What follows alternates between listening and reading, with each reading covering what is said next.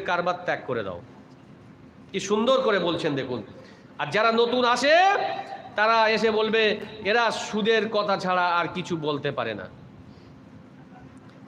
বলছে ফাইল্লাম তাফালু ফাজানু হারবিম মিনাল্লাহি ওয়া রাসূলিহি, যদি না ত্যাগ করো আমি আল্লাহ আর আমার রসুলের সঙ্গে কিয়ামতের দিন তোমার যুদ্ধ হবে।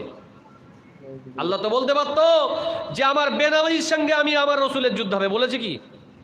তাহলে কি কথা আল্লাহ টার্গেট করছে? এই ইমানদার যারা, খবরদার সুদ খাবে না, কারবার ত্যাগ করে দাও।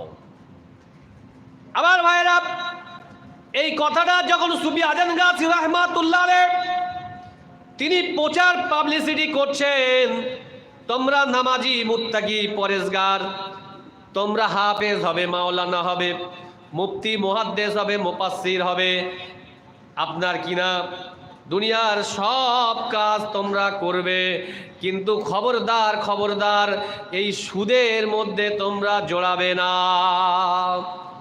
এই কথাটা যখন বলল তখন কিছু শ্রেণীর মানুষ সুদখোর ছিল, তাদের গায়ে লাগলো যে এই ফকির, আমার পূর্বোক্ত বক্তা বলছিলেন না যে ফকির সাহেব এই সুদের কথা বলছে, আমাদের গায়ে লাগছে, যে যা কাজ করে সেই কথা বললে তার কিন্তু লাগবে। পেস্টিস ম্যাটার কি করতে হবে? এই ফকিরকে এখান থেকে সরিয়ে দাও। কোথা থেকে? পৃথিবী থেকে সরিয়ে দাও। রাখলে হবে না, আমাদের কারবার সব বন্ধ হয়ে যাবে। তখন দুইজন ঠিক করলো, ফজরের নামাজের পরে সুফি আজান গাছী রাহমাতুল্লাহ আলাইহি ওই বাগমারির হজরায় তিনি নামাজ পড়ে ওজিবা পড়ছিলেন, ওই সময় গিয়ে রড মারল,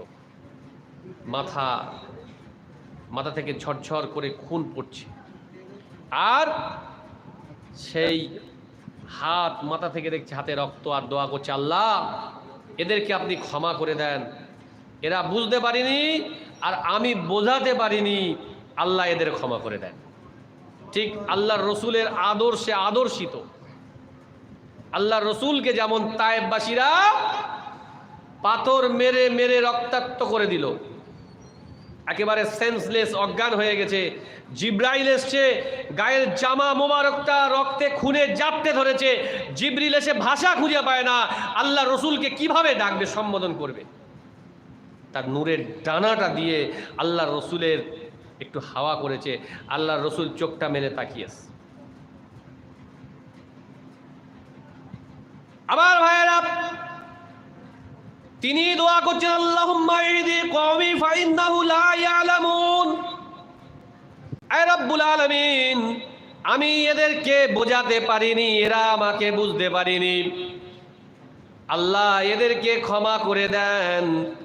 আর জিবরিল বলছি ইয়া রাসূলুল্লাহ, আপনি যদি বলেন দুইটা পাহাড়কে একত্রিত করে দিয়ে তায়েববাসীদেরকে শেষ করে দেব, আল্লাহর রসুল বলেন না না জিবরিল না, এরা যদি শেষ হয়ে যায় আমার ইমানি কালেমাটা কারা পড়বে? আমার মুর্শিদ সুফি আজান গাছী রাহমাতুল্লাহ আলাইহি হাত দুটো তুলে দোয়া করছে, আল্লাহ এদেরকে আমি বোঝাতে পারিনি, এরা বুঝতে পারিনি, এরা আমাকে চিনতে পারিনি গো আল্লাহ, এদেরকে আপনি ক্ষমা করে দেন। ওই সময় দুইজন গিয়ে বলল হুজুর বিয়াদবি মাফ করে দেন, আমরা বুঝতে পারিনি, আপনি হলেন সুফি সাধক, আপনাকে চিনতে পারিনি হুজুর, আমাদেরকে আপনি মাফ করে দেন। সুবহানাল্লাহ বলবেন না? আদর্শ কার? সেই আল্লাহ রসুলের আদর্শে আদর্শিত